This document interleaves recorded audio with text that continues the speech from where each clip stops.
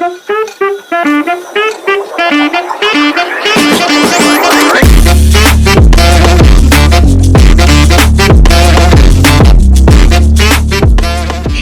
welcome to Tharuwat. ඔයාට ඔයාගේ ජීවිතේ අනිවාර්යෙන්ම ඕනෑ තරම් ටොක්සික් මිනිස්සු හමු වෙලා ඇති. අපි අපිව මෙන්න මේ ටොක්සික් මිනිස්සුන්ගෙන් පරිස්සම් කරගන්න ඕන.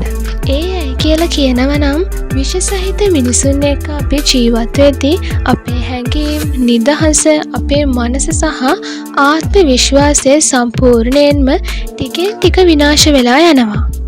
ඉතින් විෂ සහිත මිනිසුන්ගේ පදනම් විරහිත චෝදනා, විවේචන, වෙනස්කම් නිසා අපි නිකරුණේ ස්ට්‍රෙස් වෙනවා. අපේ එදිනදා වැඩ කටයුතු විතරක් නෙවෙයි, අපේ මුළු ජීවිතයම අවුල් වෙලා යනවා. ඉතින් අපේ ජීවිතයට මේ තරම් පීඩනයක්, හානියක් ඉඳගෙන තව දුරටත් මේ වගේ විෂ සහිත මිනිසුන් සමග අපි ජීවත් වෙන්නේ ඇයි? ඉතින් ඔයාම තීරණය කරන්න.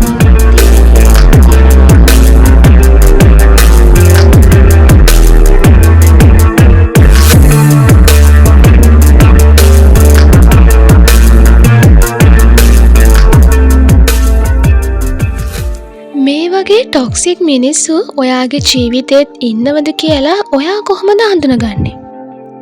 හැම තිස්සෙම තව කෙනෙක්ව පහත් කරලා කතා කරනව නම්, ඍණාත්මක විදිහට හිතනව නම්, වැරදි කතන්දර කේලම් පතුරවනව නම්, තවත් කෙනෙක්ට අපහාස කරනව නම්, සංසන්දනය කරමින් ඔයාව අපහසුතාවයට පත් කරනව නම්, නොගැලපෙන දේවල් වලට ඔයාව යොමු කරනව නම්, මෙන්න මේ ගති තියෙන අය සාමාන්‍යයෙන් විෂ සහිත පුද්ගලයන්ගේ පොදු ලක්ෂණ විදිහට හඳුනා ගන්න පුළුවන්. ඉතින් මම මේ කිව්වේ ඉතාමත් සුළු ප්‍රමාණයක් විතරයි. ඔයාම තේරුම් ගන්න. මේ වගේ විෂ සහිත පුද්ගලයන්ව ඔයාට කවදාවත් නිවැරදි කරන්න බෑ. මොකද මේ වගේ අය ඉතාමත් අහංකාරයි. තව කෙනෙක්ගේ මතයකට ගරු කරන්නේ නැහැ. ඉතින් මේ වගේ පුද්ගලයන් කැමැත්තෙන් හෝ අකමැත්තෙන් නිරන්තරයෙන් ඔයාටත් ඇසුරු කරන්න වෙනවා ඇති. ඔයා අනිවාර්යෙන්ම ඔයා ගැන වග බලා ගන්න ඕන. මොකද මේ වගේ විෂ සහිත පුද්ගලයන් නිසා ඔයත් ඒ තත්වයට වැටෙන්න තියෙන ඉඩකඩ බොහොම වැඩි. ඉතින් ඔයා කොහොමද මේ වගේ විෂ සහිත මිනිසුන්ගෙන් බේරෙන්නේ? අංක 1. මේ වගේ ටොක්සික් කෙනෙක් ඔයාට නිරන්තරයෙන් බනිනව නම්, පදනම් නැති චෝදනා දිගින් දිගටම කරනව නම් ඔයා නිහඬ වෙන්න. මොකද හැම වෙලේම පිස්සන් කෑගැහුවට වෛද්‍යවරු නිහඬයි. අංක 2. ටොක්සික් පුද්ගලයෙක් ඔයාව කොච්චර පීඩාවට ලක් කළත් ඔයා එයාලට අනුකම්පා කරන්න. හදවතින්ම හොඳක් වෙන්න කියලා ප්‍රාර්ථනා කරන්න. අංක 3. ඍණාත්මක කතා, අපහාස ඉදිරියේ කන් ඇහෙන්නේ නැති පුද්ගලයෙක් විදිහට ඉන්න උත්සාහ කරන්න.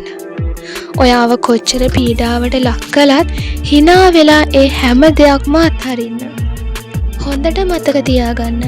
මේ වගේ ටොක්සික් පුද්ගලයන්ට ඔයා රියැක්ට් කරන්න තීරණය කළොත් ඒ අයගේ ඔයාගේ අතර වෙනසක් නැති වෙනවා. ඒ කියන්නේ එතකොට නොදැනුවත්ම හරි ඔයත් විෂ සහිත පුද්ගලයෙක් වෙනවා. යුනිවර්ස් එකෙන් උදව් ගන්න. ලැබිලා තියෙන පුංචි දෙයට පවා ස්තුතිවන්ත වෙන්න.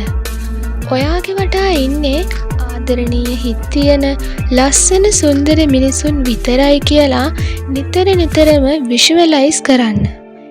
නිතරම මේ වගේ අනවශ්‍ය විස සහිත හිස් මිනිසුන්ගේ ක්‍රියා නිසා ඔයා දුක් වුණොත් ඔයාට දිගටම ලැබෙන්නේ දුකම විතරයි. කවදාවත් එයාලා වැරදි කියලා ඔප්පු කරන්න ඔයා මහන්සි වෙන්න උත්සාහ කරන්න එපා. පුළුවන් තරමක් මේ වගේ ටොක්සික් මිනිසුන්ගෙන් ඈත් වෙලා ඉන්න උත්සාහ කරන්න.